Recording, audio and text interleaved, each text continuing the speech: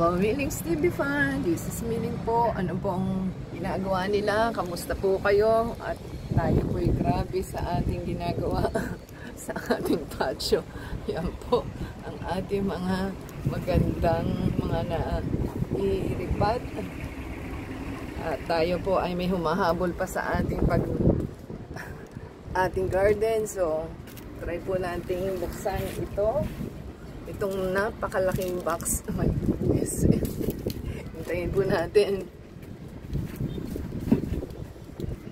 Yan po ang box na ating bubuksan at alamin po natin. At galing po siya kay SH Coco Products. So, bakit napakalaki? So, ang delivery guy is si Lex. Ating pong buksan kung anong laman. At malaki naman.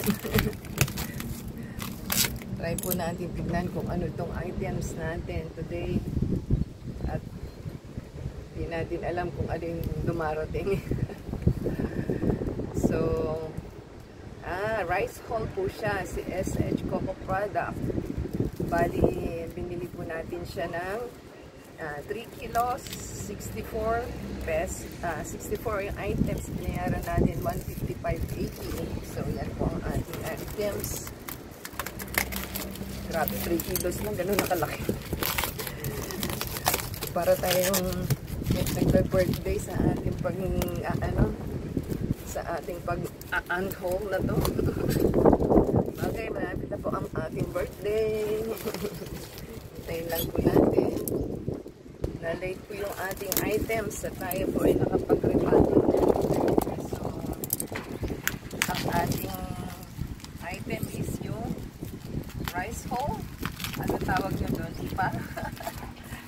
Ipa yata ang tawag sa Tagalog eh. Ito pala. Ating hirap-hirap na po tayo bukas. Laki-laki naman kasi. Yan. Sa wakas, dumating din. Ay, kaya pala isang plastic lang pala siya.